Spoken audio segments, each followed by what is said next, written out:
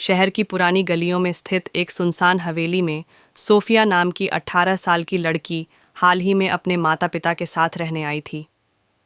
हवेली कई सालों से खाली पड़ी थी और लोगों के बीच इसके बारे में डरावनी कहानियां मशहूर थीं। लेकिन सोफिया जिज्ञासु और निडर स्वभाव की थी, इसलिए इन अफवाहों ने उसे डराया नहीं बल्कि और आकर्षित किया। एक दिन वह हवेली के बेसमेंट में गई, जहां धूल में छुपा एक पुराना आईना मिला। उस आईने की फ्रेम काली लकड़ी की थी, जिस पर अजीब और रहस्यमय नक्श उकेरे गए थे। जब सोफिया ने पहली बार उसमें देखा तो वह चौंक गई। आईना उसका प्रतिबिंब तो दिखा रहा था, लेकिन जब उसने पीछे खड़े नौकर को देखा तो उसका चेहरा विकृत था और आंखें लाल, जैसे वो कोई और ही प्राणी हो। घबराकर उसने पीछे मुड़कर देखा तो नौकर सामान्य था। जल्द ही सोफिया को एहसास हो गया कि यह कोई साधारण आईना नहीं है। ये लोगों के असली चेहरे, उनकी नीयतें और अंदर छुपी भावनाएं दिखाता है। जब भी कोई व्यक्ति इसके सामने आता, आईना उसकी आत्मा का सच उजागर कर देता। जलन, झूठ, नफरत या प्यार।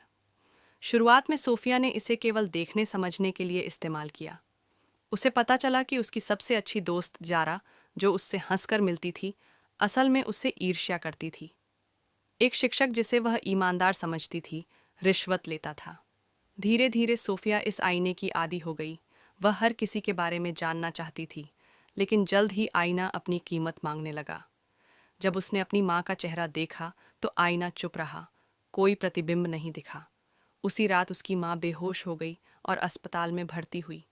डॉक्टर कुछ समझ नहीं पाए।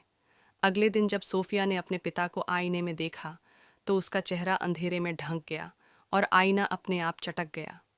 उस रात उसके पिता गायब हो गए। अब सोफिया को समझ आ गया था कि हर सच जो वह देखती है, उसकी एक कीमत चुकानी पड़ती है, किसी न किसी की कुर्बानी के रूप में। लेकिन तब तक बहुत देर हो चुकी थी। वह जान गई थी कि यह आईना किसी आम इंसान का नहीं, बल्कि किसी जिन